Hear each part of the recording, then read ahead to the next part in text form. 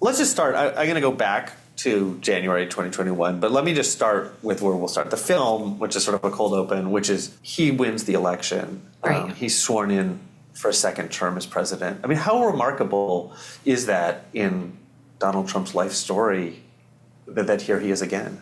I mean, it's unbelievably remarkable. This is something that's fairly, it's something that we haven't seen in American life for 130 years or so. A former president coming back and winning a second term after being rejected by the voters. So it's extraordinary, like in the scope of American history. I think it's particularly extraordinary for Donald Trump. This is not someone who was a professional politician his whole life. He was a real estate guy in New York. He was a reality TV show a star, and he became president the first time in this surprise win. And now here he is, and he's back, especially after, a series of things that happened in the interregnum that I think the expectation was that they would be disqualifying for a future in American public office. And it turns out they weren't. I mean, and for him, well, as I said, we won't talk to you about his life story, but his whole lice story is about his dad and winners and losers and feeling, rejected. What does it mean, do you think, from what you know about Donald Trump, to him to have this victory, to be taking the oath of office again? I think it's not just a validation, it's a restitution in some ways. He never believed that he lost the previous election in 2020. He always believed that was stolen from him. And now here he is, and he's back. And he's going to be back in office and, in his view, reinstated as president. So let's go back to January 21st, 2021. Where was he at that moment in his life as he's left Washington and is in Mar-a-Lago? Well, I think he is coming off, he's in the middle of the COVID pandemic, which he was panned for his response at the time. People thought he had failed to really help the country get through that. He had been rejected by the voters. He had sort of left Washington a little bit, it wasn't clear what the future would hold for him. It wasn't clear if the party, there was a sense that the party was going to move beyond Trumpism, which had really remade the Republican Party into something else. It wouldn't be what it was before, of course, but it would be something new, something that moved beyond him. And I think he headed to Mar-a-Lago with a sense that this was sort of the end, while he believed the election was stolen, that this could be the end of his political story. He was cast out of Washington. His family was cast out of their position in New York society. There wasn't really a question that they would be coming back here. New York had sort of rejected them. And that's how he sort of had headed down there. It's hard to remember now how the consensus in Washington was that he was done. Prominent Republicans, donors, the media, Biden wasn't going to talk about him. What does he do in response to that exile? He leaves Washington in total disgrace. He had led in a way, or rallied his forces to do this unprecedented thing in American life, which is storm the Capitol. And this was something that a lot of the nation at the time watched in shock. I mean, people remembered watching that footage and seeing that happen, and it was shocking to see people storm into the Capitol gates. This wasn't an image that, we were accustomed to seeing in America. This felt like something that you'd see in, somewhere else in the world with a less stable democracy. So he leaves Washington. Even members of his own party had turned against him. So he leaves Washington really in disgrace, and he flies back to Mar-a-Lago, being cast out of not only his home in New York, the liberal city, which had, of course, sort of rejected him and rejected his family, but also really the Republican Party, which was eager at that point and thought they saw an opportunity to turn the page from Trumpism. I think the old guard was hoping to reclaim some of their values. They knew the party wasn't the same as it had been before Trump, but they were hoping to sort of reinstate what had long been these conservative tenets, these principles of republicanism, like hawkish foreign policy or fiscal responsibility, things that were really jettisoned during Trump's term in office, and sort of move to this new era where some of those old values could be preserved, that left Trump in the dustbin of history. But that, of course, is not what happens. I mean, is there something about Trump, because Will have, in the film, told the story of his bankruptcies and coming back from them, and he's come back from Access Hollywood. Is there something about who Donald Trump is in that moment that allows him to start this remarkable return to the White House? Yeah, look, I think Donald Trump is someone who has defied all our norms. He has defied he has transformed what we have thought is acceptable in politics. Access Hollywood, the tape that would have easily ended the career of almost any other politician, but it didn't end his career. His bankruptcies have certainly ended those kinds of bankruptcies have certainly ended the careers of businessmen who were far more solvent than Donald Trump, but they didn't end his career. You know, he is a master of reinvention, and he's really a master of getting people behind him. And I think what he knew he had was, and what he's always believed in, was this movement behind him. And he began to sort of lean into them. He's never been someone, at least in his political career, he's someone who's always believed in the power and force of his base, rather than feeling this need to like expand his coalition. So what he does during this period is he leans in hard to those people. He distills down to just his most, trusted loyalists, people who really he feels are with him, and he starts, just hammering away at this idea that the election was stolen, and builds really resurrects his political movement out of that, what is effectively a lie. One of the turning points that some people point to was the raid of Mar-a-Lago. I mean, can you help me understand what happens that day and as we look back? Or I mean, even just where it fit into the campaign, because it's not just the raid, there's all of these cases, criminal cases against him. He starts facing a series of criminal inquiries in 4 different states. So he's fighting across 4 different court cases on a host of matters. And there's a sense, again, that this is not something that's survivable. We've never had an ex-president investigated in this way of so many criminal counts, dozens and dozens of criminal counts. And I think what he realizes is that the way out of this is politics. That the only way this next election, he of course says he's running again fairly quickly, and that this next race for the presidency is not only a race for the future of the country and the future of his movement, but whether he remains a free man. It is an amazing moment. He comes out of the courtroom of New York, and I think he says the voters are going to render the ultimate verdict. I mean, what is Trump bringing to it when he comes out before the cameras and he says something like, the ultimate verdict is going to be rendered by the voters? He makes himself as a symbol of what a symbol of what the voters want, that he becomes someone who's saying, I'm fighting not for me, but for you. And my punishment is your punishment, and my vindication is your vindication of his movement and of his supporters, who are already people who feel aggrieved by what they see as sort of an elite establishment that's left them behind. They're people who feel that they can't get ahead, whether that's economically, that the culture is turned against them, that they're looked down upon culturally in some ways. So he sort of channels that grievance, which has always been the center of his political appeal, into his own cases. And he makes it about his fight is their fight, which is an extraordinary transference, of the criminal inquiries that he faces. I mean, I guess the image of that mugshot, which you see on T-shirts and signs. Yeah, it's really an extraordinary thing that his mugshot goes viral as the image of this movement that he's fighting for. Like he's fighting for his own innocence. He's fighting to avoid extraordinary criminal penalties and to avoid jail time, the possibility of jail time.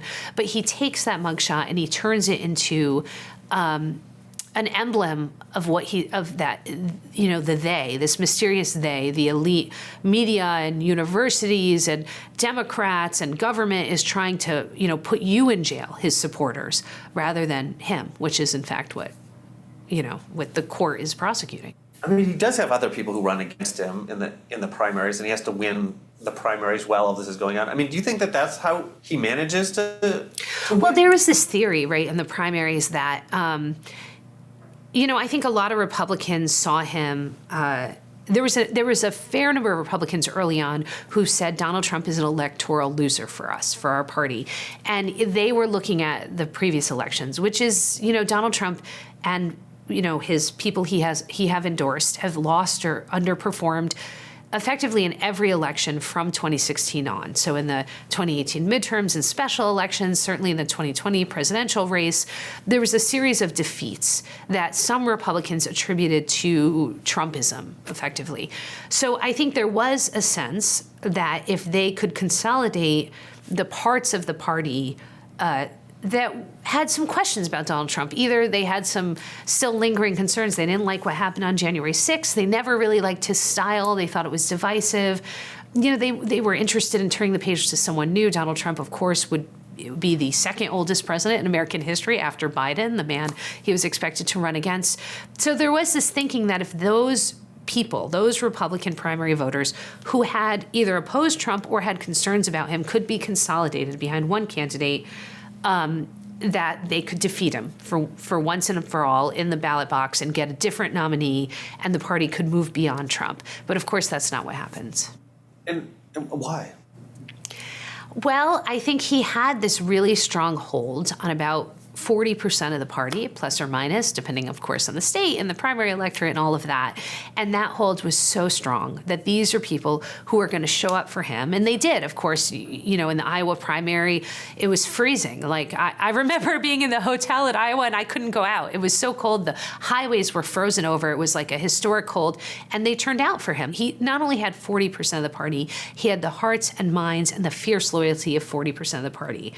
And that other 60% never found someone that they all can consolidate behind. And I also think with every conviction, with every court case that came out, he grew stronger. That there was a sense among rank and file Republicans that he was being persecuted or punished. They really dismissed a lot of these cases as sort of ginned up things that weren't and part of that was because the weakest case, what people thought was the weakest case, came first in New York City with Alvin Bragg. But there was with every one of these things, he raised more money. He had these financial boosts, and he really consolidated his support. So what you would expect to happen, yet again, Trump defies what we expect, right? What you would expect is if you have a presidential candidate who is facing criminal convictions, you would expect their support to drop. But that's not what happened at all. His support only grew. Once he's secured the nomination and he's going up against Biden, and he's,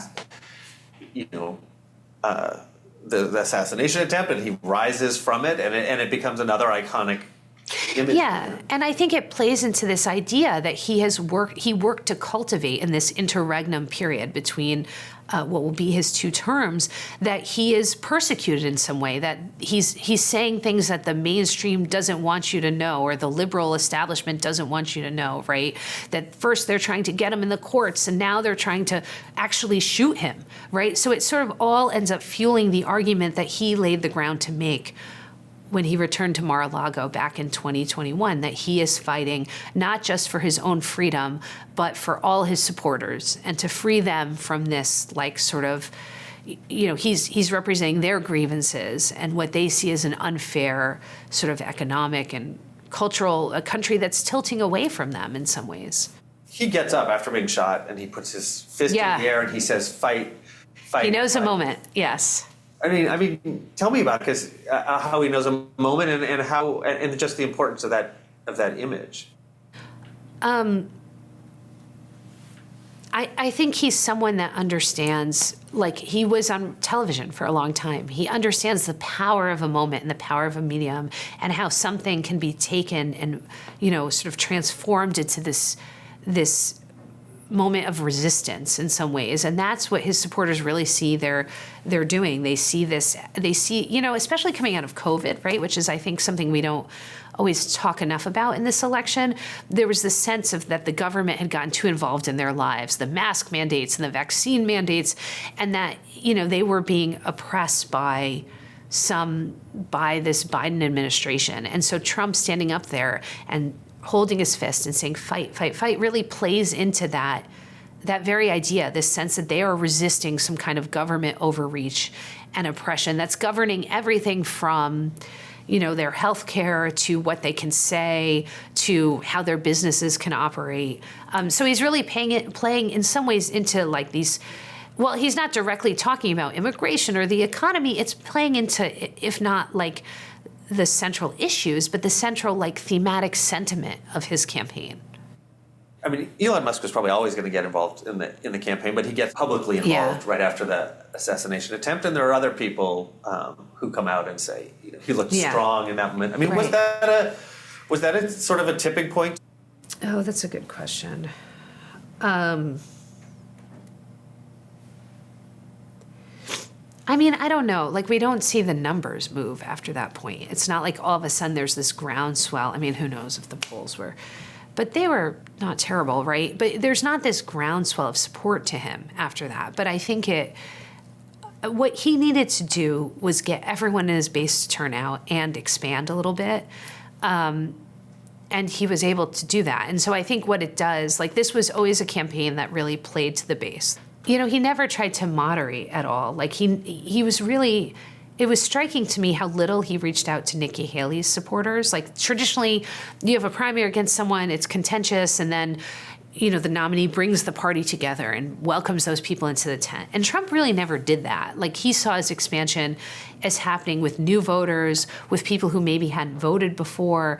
And so he had always leaned so hard. This whole campaign was really predicated, their path to victory was really predicated on expanding their base and strengthening their base. And I think what that image did, while we didn't see a major shift in the polls at that time, it certainly like reasserted his hold and strengthened his support among people who were already inclined to vote for him and needed to turn out for them to win. Do you know how he responds, or the campaign responds, to the moment where the person that they're running against, who they think that they've, humiliated, drops out, and he's suddenly running against Kamala Harris? Well, he has a lot of trouble adjusting at first, right? And you see it. Like, Trump is coming out and he's talking about how it's unconstitutional, which of course is not true, for the Democrats to replace Biden. He almost seems like he misses Biden at some point. And they try to effectively run the same playbook against her that they had against him, that she's weak, that she's unfit, that she's, being controlled by other people maybe.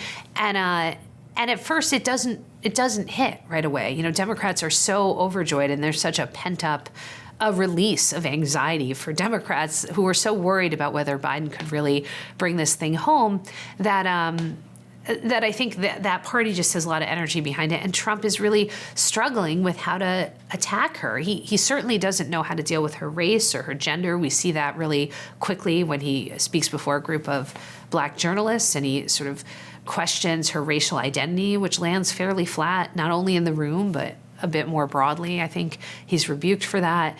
And he really seems like he misses Biden in a way, that they had prepared to run against this guy. And they were also prepared for a race that was far less competitive. I mean, before Biden dropped out,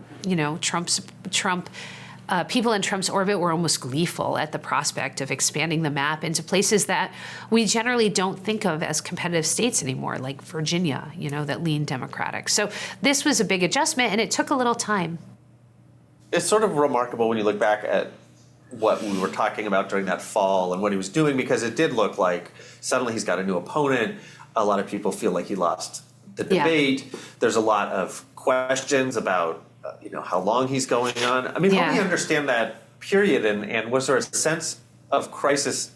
Was that from the media looking at it? Was there a sense of crisis inside the campaign? In that period going into the fall? Was there a sense of crisis? I think there was a sense that this was going to be a really tough race. There was certainly concern about his debate performance. I think in that period, it seemed like she was ascendant. She was coming off this really strong debate performance. No one had really known how well she would do. She wasn't someone for being the vice president, she actually wasn't someone that was known particularly well. And Trump was spending a lot of time going off on what seemed like these tangents, really, when he had such a short period. This was a 107-day race. And so he really had to spend every day he wasn't defining her was a day that he was effectively losing. And he wasn't defining her. He was sort of meandering around different things. There was one point at which he said he was the king of IVF. He was talking about all these different issues that weren't really defining her. And he, of course, had seemed really weak in that debate performance. And I think there was a sense that this was, and when we were seeing it a little in the polls, she seemed to get a bump, and there was a sense that she was headed towards, if not a victory, it was going to be hard fought, but eventually headed towards a victory.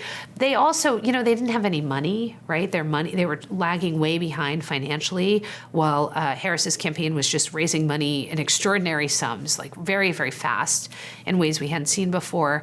And so there was a sense that Trump could lose for sure. What's remarkable about that period and might be informative about his presidency is the way that he reacts to that moment that maybe his own campaign advisors see as a sense of crisis. Because it doesn't seem like that they don't turn the ship around 180 degrees or pull the alarm. How does he react to that sense among, even some of his own supporters?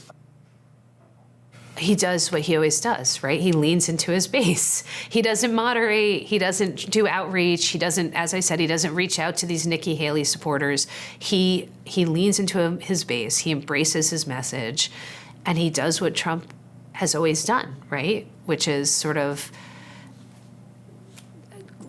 like, I guess, believe that he can change the landscape in some ways, that he can defy expectations. Does that tell you something about him, about who he is as a politician, as a leader, that he doesn't seem to adjust or apologize? No, he doesn't adjust. He never apologizes. What does that tell us about how he's a leader? I think he sees apologizing as weakness, and he believes in always projecting strength. And what does it tell you about America that it worked, that his campaign? Why did it work, right? We've just said all of the things that she seemed to be having strength, that he is, I don't even think you could say he's doubling down. He's continuing what he had been doing, appealing to his base and maybe expanding to these young men, as you said. Why does it's ultimately going to be successful. Right. Why does it work? Well, I don't think there's one answer to that, right? I think it works for a bunch of different reasons. I think the Biden team had failed to sort of understand and recognize and address the economic difficulty that people were facing, not only because prices had gone up, because, inflation, they kind of kept saying, well, inflation is slowing. And that's true. Inflation had fallen back down, but the prices didn't go down. So in terms of how people felt, the economy felt hard. Things cost more than people were making, and you add in the cost of childcare and elder care and all these other things, and I think they never adequately addressed that for people. I think they failed. He understands things about media, and he always has, and a way to dominate media. We saw that in the first in 2016, where he was sort of got all this airtime on cable news that effectively allowed him to spread his message. And this time around, he went a different route. He understood where his voters were, that they were listening to these podcasts and they were on social media, and he was able to sort of get those people because he's always understood that about how to sort of work the refs and work the media and find his supporters. So I think that contributed to it.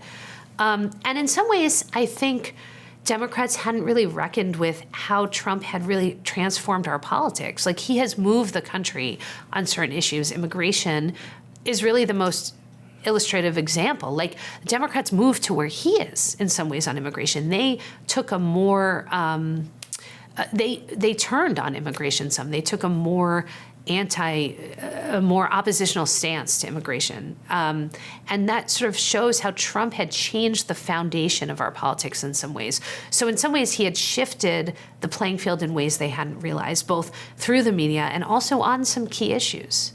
It's really interesting. It's interesting, too, what you said about the podcast, because I was just thinking as you were saying it, like, he knew the tabloid media in the 80s. He figured out reality TV in the 2000s. He's a 78-year-old man who yet still gets something about there's podcasts going on, he still is adjusting to. Yeah, he's able to adjust, and he still he understands, or at least is open to the idea when it's brought to him of where his supporters are and where, what the front edge is of reaching people. It's a real political skill. Yes, it's a real political skill. So let's go to. Let me ask you one more thing. I mean, what is he promising? There's another part of his message, which is becoming increasingly relevant as he's running, which is that he's been prosecuted, and there's a sense of I'm going to get back. The retribution. Yeah, help me understand what he's telling voters as he's running. I mean, that's one of the biggest questions, right? He's being really clear that he is going to go after his political opponents, right? And that includes a broad swath of people. And what I thought was one of the most remarkable things in the final stages of this campaign is Democrats broached this line they had never broached before with him. They had run and won basically every election since 2016 by rallying their base against Trump. That the most powerful motivator in the Democratic Party for so long had been Donald Trump and opposition to him. But in this race, they breached this line that they had never crossed, which is to call him a fascist. And they had never really done that. I mean, in terms of elected politicians, certainly Democratic grassroots, people like that had done it, but not someone who was running for president. And Harris does it. And he doesn't defend himself, and he doesn't say, no, I'm not a fascist. In fact, he leans in and embraces more his promises of political retribution. He's talking more and more about the enemy within. And some of the moments that I thought were the most remarkable in this final stages is he does a couple of interviews on Fox News and with podcast hosts, and those people say to him, you don't really mean this, right? The questioners who are conservative, of course, say, maybe you can explain what you mean by the enemy within. You don't really mean you're going to go after your political opponents. And Trump says, no, I do. In fact, I mean Adam Schiff and Nancy Pelosi. So he is really explicit about his promises of retribution. And she is really explicit with the American public about explaining what this is and what it would look like. And in the end, America decides that they vote for him anyhow, that they're okay with this in some form. It's amazing to think about his biography, and you said this before, but he managed to merge the attacks on him and make it feel like the attacks on his supporters, in the sense that if he's getting retribution, he's sort of doing it on behalf of his base. His retribution is their retribution in some ways, is how he's sort of projecting it. Whether people go along with that, if he pursues these plans in office, remains to be seen, of course. There is a question of whether voters quite knew what he was setting up for. It's interesting when you would go and talk to Trump voters, they would sometimes say, well, he doesn't really mean that. He's not really going to weaponize the Department of Justice. He's not really going to deport 19 million people. And in some ways, that's another one of his strengths, is that he can say these things and people really don't believe it. And this is something we saw in his first term. After he won in 2016, there were a number of focus groups that they had with supporters where they asked him, they asked the supporters, do you think Trump is going to overturn Roe? Do you think he's going to defund Planned Parenthood? And in these focus groups, the Trump supporters said, no, he's not going to do that. He's not even opposed to abortion rights. And of course, he did appoint the justices who did exactly that, which we know broad swaths, the majority of the public didn't like at all. And I think there has been in this election a little bit of that same sense where you talk to Trump supporters and they just don't believe that he is going to follow through on these plans. They think it's being blown out of proportion by the media or by the Democrats. And now I guess we'll see, depending what this incoming Trump administration does, we'll see how voters react if those things become real. So that brings us back to where we sort of started, which is he does get that re-election, and this time a win in the popular vote.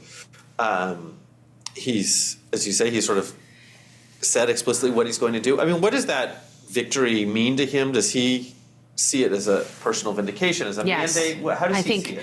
They see it now. He sees it as a personal vindication and a mandate, that they see this as a bigger win than last time, than in 16, that voters wanted this. And you can see that he feels liberated to basically put in only his staunchest supporters. We see with the picks that are emerging for his cabinet, that these are people who, under a traditional, what we assume about these positions, are fairly unqualified for these roles, and in fact, in some cases, have sort of ethical conflicts that would disqualify them for the positions they've been put on.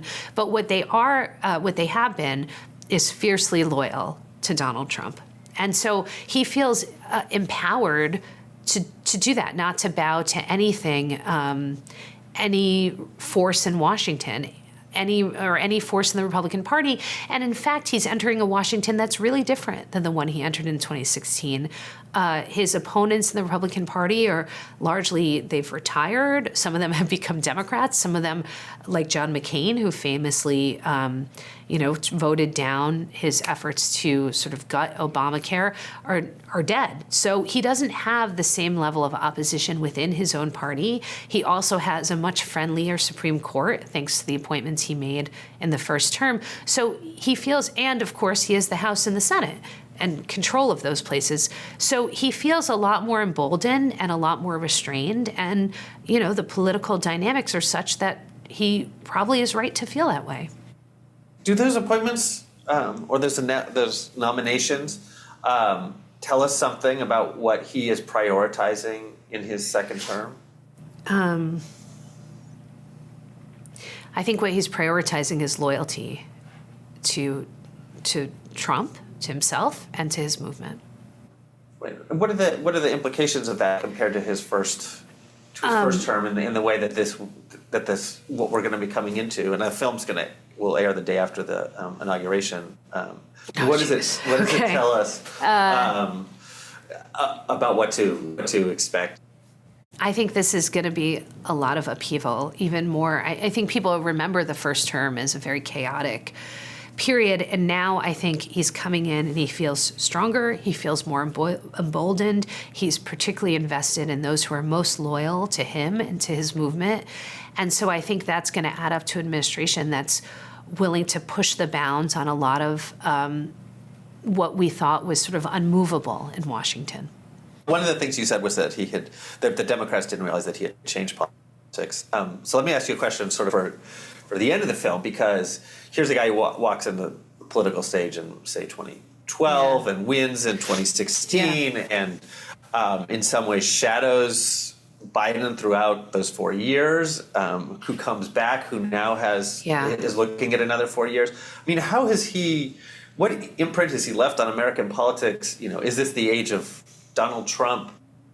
I think he's completely upended American politics. For almost a decade, Donald Trump has been the sun, and the rest of the American political system has revolved around him. Even Biden, in some ways, right? He established such a grip on the Republican Party and then transformed the Democratic Party in some ways because they've been remade by their reaction to Trump. And we saw that happen particularly in 2020 when they were responding, I think, in how he was handling the pandemic, which might have been a bit of an overreach that they paid for potentially in this past election in 24. So he's really upended so much about American politics. He's certainly remade the Republican Party. I mean, the Republican Party now looks looks completely different than it did before he came into office or before he sort of rode down that golden escalator in 2015. Their values are different. Their ideology in some ways is different. The issues they sort of take up are different, that they focus on. I think he's done the same for the Democrats. He's upended that party, and now they're deep in the wilderness, having lost to him. They need to find a whole new generation of leaders and figure out what it is that they are and what they stand for. That's really an open question, how Democrats will respond to this administration. It's not going to look like it did in 2016, their version of opposition. I think they're really demoralized. Democratic voters are exhausted. And I think he's really changed what we thought as infallible norms in American politics. If you think about how people talk, even just the language they use, not only the threats like we were talking about earlier, but just the profanity. I mean, before Donald Trump, it was you really couldn't swear when you were running for president in the same way. And now, you see that across the board. You couldn't attack the media. I mean, certainly people argued with the media, but this open assault on the media, really from both parties, that's something new since Donald Trump came on the political scene. So he has completely remade American politics. And also I think what voters see as survivable, like what voters will accept in terms of a personal scandal, an affair, or paying for, some kind of corruption with special interest or something like that. I think he's really bent the norms of what, he's really transformed what voters will accept in their candidates, and they'll accept a lot more now.